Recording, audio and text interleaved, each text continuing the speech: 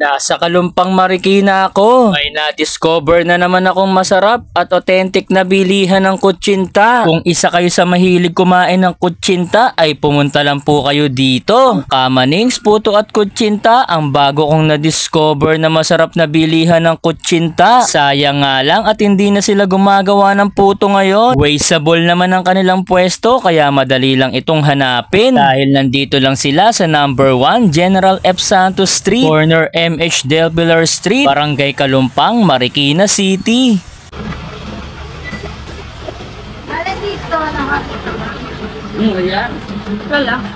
Ang sabi sa akin ni nanay ay high quality raw ang kanilang ginagamit na butter. Kaya hindi na ako magtataka kung bakit binabalik-balikan ang kanilang kutsinta. Araw-araw po kayo bukas.